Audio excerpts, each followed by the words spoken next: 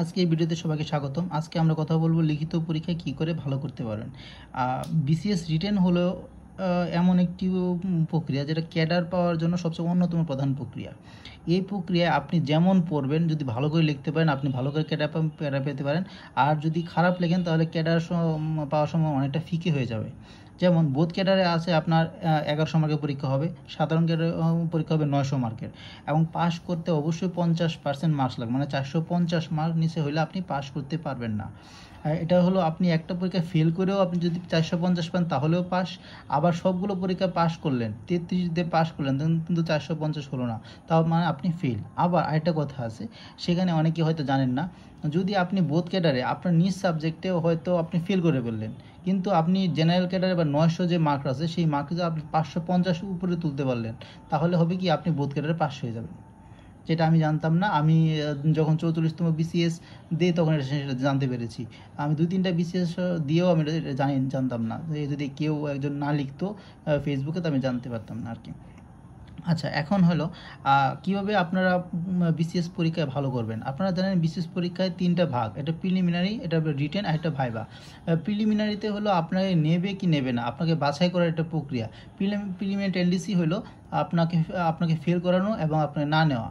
আর BCS বা রিটেনের tendency হলো আপনার উপর, আপনি যদি পাস করেন তারা নেবে, আপনি যদি ফেল করেন তারা নেবে না। আর ভাইভাটা হলো ভাগ্যের খেলা। আপনার যদি আপনার ভাইভা যদি ভালো হয় তাহলে আপনি ক্যাডার পাবেন, আর ভাইভা যদি খারাপ হয় তাও আপনি ক্যাডার পেতে পারেন। সেটা নির্ভর করতেছে আপনার রিটেনের উপর। রিটেনে যদি আপনি ভালো মার্কস তুলতে পারেন সেটা আপনার ভাইভার জন্য সহায়ক হবে। আবার যদি রিটেন খারাপ হয় তাহলে আপনার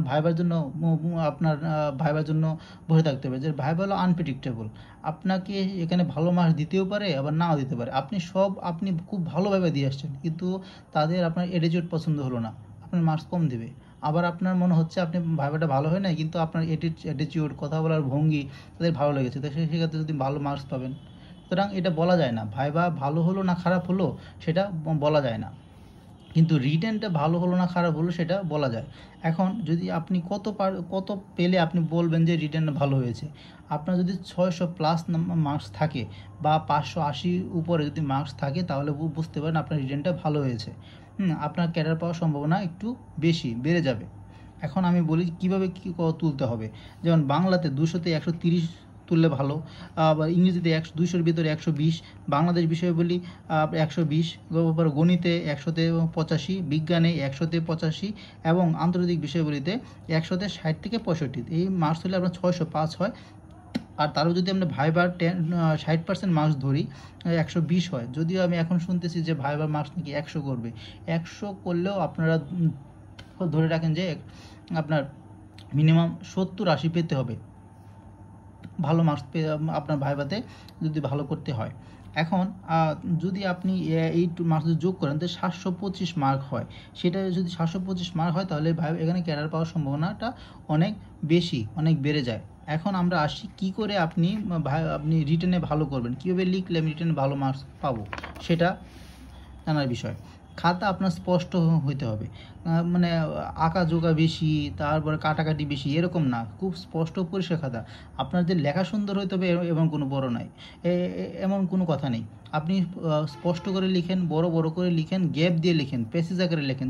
খাতাটা দেখতে যদি ঝকঝক করে, মানে তাহলে আপনি ভালো মার্কস পাবেন।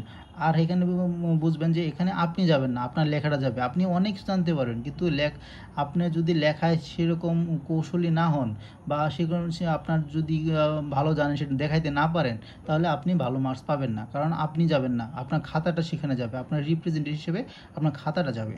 সুতরাং টু দ্য পয়েন্ট উত্তর লিখবেন, আপনার যেটা চেয়েছে সেটাই উত্তর দিবেন। কারণ এত অতিরিক্ত লেখার এত এত এত আনসার করার মতো সময় আপনি পাবেন না। যেমন বাংলাদেশ বিষয় পড়ে যদি পরীক্ষা দেন, পরীক্ষা শেষে হাত ব্যথা হয়ে যায়, এত পরিমাণ লিখতে হয়।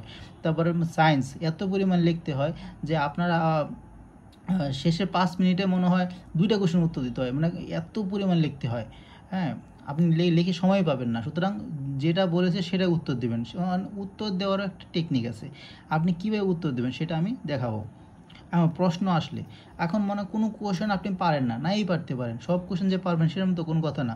প্রথমে যদি কোশ্চেন না পারেন, প্রথমে কোশ্চেনটা পড়বেন, পড়ার পরে কোশ্চেন বুঝবেন যে কী বলছে, তারপরে কোশ্চেন দেখবেন কিছু কথা আছে, যেমন আপনি নিজেকে উত্তর নিজেকে প্রশ্ন করবেন কোশ্চেনটা কী, কেন হলো, পটভূমি কী, প্রতিকার কী, কীভাবে হলো, বাংলাদেশের উপরে এর প্রভাব কী, উপসংহার, এইগুলো যদি বিশ্লেষণ করে লেখেন তাহলে আপনার কোশ্চেন যত কঠিনই হোক আপনি কোশ্চেনটা সহজ হয়ে যাবে।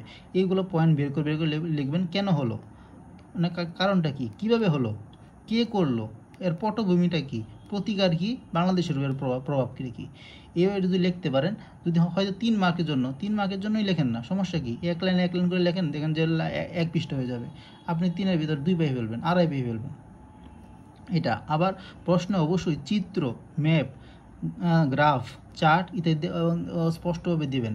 যখন দেখেন আপনার কোনো কিছু পড়লে হয়তো মনে থাকে না, কিন্তু কোনো কিছু দেখলে মনে থাকে, কারণ কি আপনার সেখানে আপনার ভিডিও প্রেজেন্টেশন, ছবি আছে, এগুলো তাই আপনি যদি খাতায় যদি এরকম সরি খাতা যদি এরকম আপনার গ্রাফ থাকে, এরকম কি সুন্দর চিত্র থাকে, তাহলে খাতাটা দেখতে সুন্দর হয়, স্যার প্রথমে আকৃষ্ট হয়, দেখি তো কী লিখছে, কী আঁকছে, সে মানে কী তথ্য সে উপস্থাপন করছে। যদি সে তথ্যগুলো সঙ্গতিপূর্ণ পায় এবং তথ্যগুলো সঠিক হয়, আপনার চিত্রটা যদি সুন্দর হয়, তাহলে মার্কস 10-এর ভিতরে 8 এমনি চলে আসবে।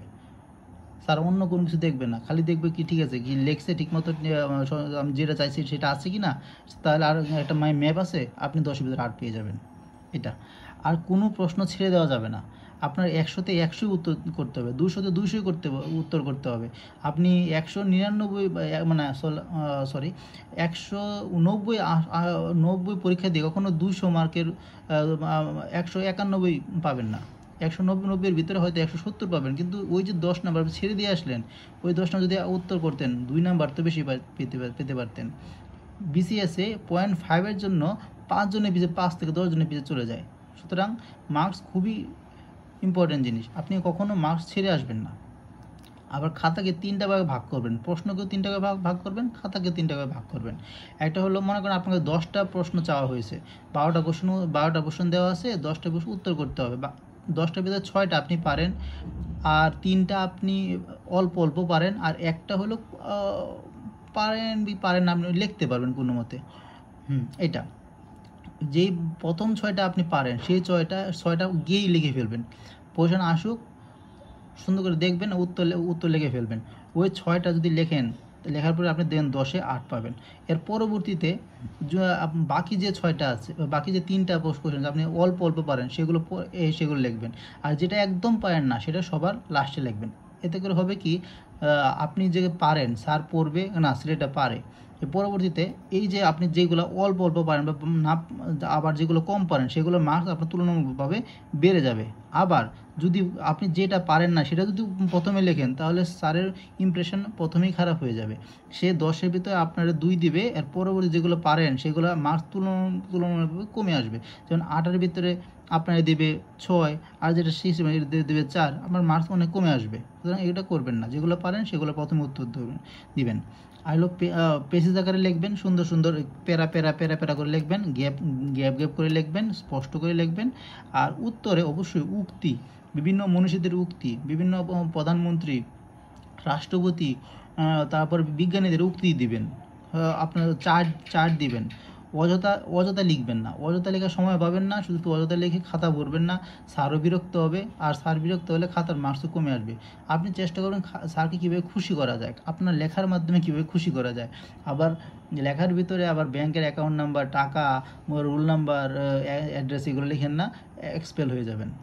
আচ্ছা, এখন আসি আরও কিছু কথা আছে, সেগুলা বলতেছি। যেমন খাতা দেখতে যেন সুন্দর হয়, আপনার খাতাটা যদি পরিপাটি হয়, দেখতে সুন্দর হয়, একটু গ্যাপ হয়। এখন আপনার উত্তর এখানে শেষ হলো, আপনি এখান থেকে আবার নেক্সট উত্তর শুরু করে দিলেন না, এর পরবর্তী পেজে উত্তরটা লিখবেন। একটুকের জন্য আপনাকে আর লিখতে হবে না, খাতাটা বিশ্রী দেখা যাবে। এটা আর অযথা নীল কালি ব্যবহার করবেন না, বারবার নীল কালি ব্যবহার করতে হয় কি, খাতাটা নষ্ট হয়ে যায়। এক কালি ব্যবহার করেন, একটু গ্যাপ গ্যাপ দিয়ে লেখেন, ভালো হবে। এখন একটা কেউ উত্তর করবেন, তার একটা নমুনা আমি দেখাচ্ছি। যেমন একটা নমুনা, যেমন একটা উত্তর আসলো, একটা প্রশ্ন আসলো, মার্কস 8, বাংলাদেশের ভূ প্রকৃতি বর্ণনা করুন। আপনি কীভাবে লিখবেন? প্রথমে বাংলাদেশ সম্বন্ধে কিছু কিছু একটা লিখবেন, 2-3 লাইনে সুন্দর করে লিখবেন। অবস্থান নটিক্যাল মাইলে দিবেন, এভাবে ভাগ করে দিবেন। ভূমিকা, অবস্থান, প্রকারভেদ। ভূপ্রকৃতির 3টা প্রকারভেদ আছে, 1-2 করে লিখলেন। চিত্র, সুন্দর একটা চিত্র আঁকলেন, বাংলাদেশের চিত্র, আপনার আয়তন দিয়ে দিলেন। এখন আসি, এখন প্রকারভেদগুলা। টারশিয়ারি কি, আপনি গদ বাঁধা না লিখে, এভাবে না লিখে আপনি আয়তন সুন্দর করে দেন। আয়তন এত, অবস্থান এত, বৈশিষ্ট্য এগুলা, বৈশিষ্ট্য 1-2-3, তারপরে উপসংহার, সবগুলো দিয়ে উপসংহার। দেখেন তো এইভাবে দিলেন, আপনি 8-এর ভিতরে কত পাবেন? 8-এর ভিতরে অবশ্যই আপনাকে 7 দেবে।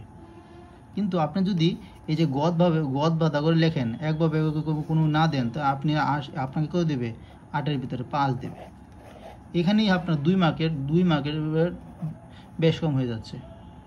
এখন আপনি যদি 10টা কোশ্চেন লেখেন, একজনে পাবে হলো 100, আর আপনি যে ভালো লিখবে সেই 130+ পেয়ে যাবে। ওই যে 2 মার্কের, কোথাও 2 মার্ক, কোথাও 3 মার্ক হতে করে তার পার্থক্যটা বেশি হয়ে যাবে। সুতরাং এভাবে আপনারা ভালো করবেন। আপনারা প্রথমে গুছিয়ে নেবেন ইনফরমেশনগুলো, তারপরে সেগুলোকে সুন্দর করে প্রেজেন্ট করবেন, গ্রাফ আকারে প্রেজেন্ট করবেন, পয়েন্ট আকারে প্রেজেন্ট করবেন, যেন স্যারকে পড়তে সুবিধা হয়। স্যারকে যত বেশি আরাম দিবেন, তত বেশি মার্কস বেশি আসবে। স্যারকে যত বেশি খাতা কম দেখাবেন, খাতা লেখা ভালো হবে, আপনার জিস্ট টু দ্য পয়েন্ট লিখবেন, আপনার খাতা মার্কস বেশি আসবে। অযথা লিখবেন, স্যারকে বিরক্ত করবেন, স্যার বোরিং ফিল করবে আপনার খাতা দেখে, কোনো মতে খাতা দেখে শেষ করবে, আর মার্কস কমে আসবে। সুতরাং চেষ্টা করবেন স্যারের যেন সন্তুষ্ট থাকে আপনার খাতায়। আর আপনার খাতা, আবারও বলতেছি, খাতাটা যেন ঝকঝকা থাকে, পরিষ্কার থাকে, স্পষ্ট হয়। প্যারা লেখেন, প্যারা করে লেখেন, তাহলে আপনার লেখাটা ভালো হবে। এভাবেই আপনি ভালো মার্কস পাবেন। ধন্যবাদ, আজকে এই পর্যন্তই।